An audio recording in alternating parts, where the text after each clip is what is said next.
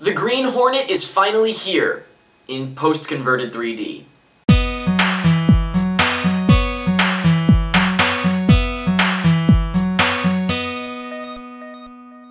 Before seeing the Green Hornet about a month ago, I had no idea what it was going to be, because I don't know what this character is. I know the name, the Green Hornet, and that's it, literally. That's all that I knew, and I knew he had the little mask over his eyes. That's it. So I was looking forward to the movie just because I didn't know what the heck it even was. I didn't think that the trailers were that good.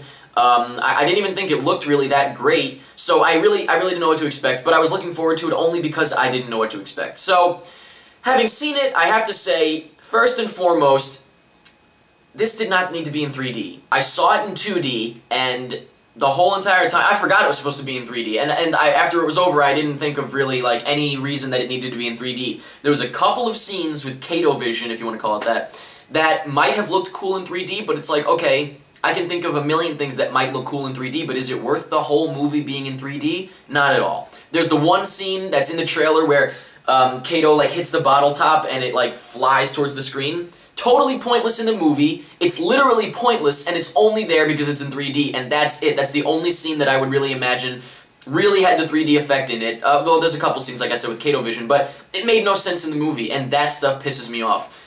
Literally no sense. So I can't stand that. I saw it in 2D. I don't think I missed out on anything, and I really hope that people will think about skipping the 3D, because I don't think it is worth it. Now, like I said, I have no idea, or I had no idea what the Green Hornet was, so I have to say that, I mean, I thought it was a fun movie, but, you know, I can't even imagine what the source material's like. You know, I'd like to look into it just because I don't really know if it's exactly right, like if they got it right or if it's different, but it's just very kind of strange to me.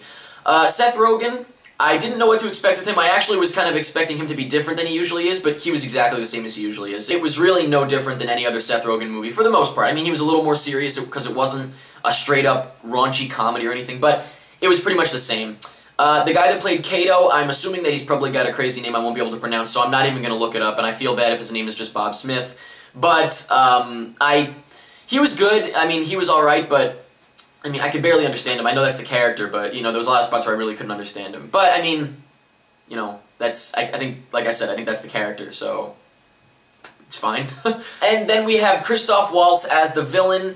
Now, I have to tell you, this is odd, because Christoph Waltz, I feel like, had to dumb himself down almost for this movie. Like, it almost seemed like he was just, like, I don't even know. It seemed like he was almost dumbing himself down, because he's too good for this movie, you know, he's really, really good.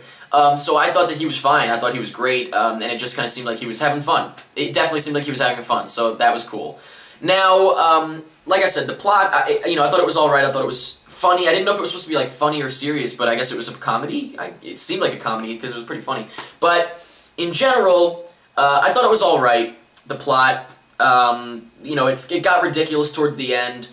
I guess the movie in general got ridiculous toward the end, definitely, to the point where it was like, you know, I'm watching it and I'm like, alright, yeah, I'm into it, and then it gets to a point where it's just so over-the-top ridiculous and kind of stupid that I just don't care what happens to anybody anymore. I wouldn't be surprised if Seth Rogen explodes and then forms back together. It's just, you know, they don't get hurt when they should be dead. They should be absolutely dead. Seth Rogen's not a superhero in this, he's just a human.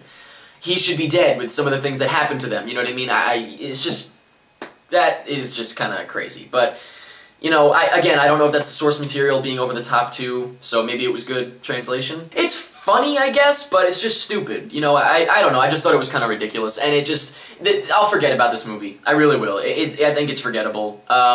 Maybe fans of the series, if it's like exactly perfect, then maybe they'll enjoy it more. But the series, I mean like the original source material, but I thought it was forgettable, I thought it was just okay.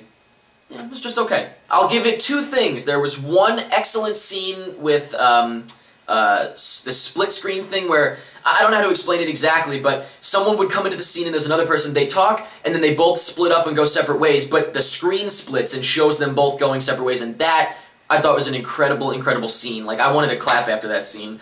Also, like I said, Kato vision looked cool, so that was cool. The fight scenes were alright, except for one that was way too long, but whatever. And, the last thing I'll say that this movie, that really was good for this movie was an amazing cameo right at the beginning. I won't tell you who it is. As soon as you see it, you'll know, and you'll probably agree that it was hilarious. It was awesome.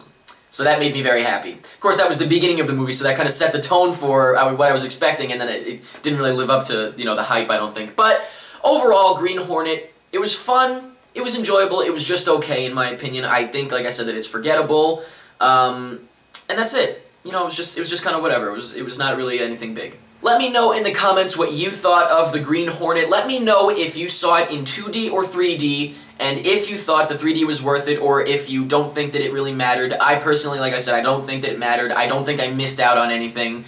Let me know what you thought of Seth Rogen as the Green Hornet, because, you know, apparently I thought that he was supposed to be, like, you know, much different than he usually is, but I think it was pretty much the same.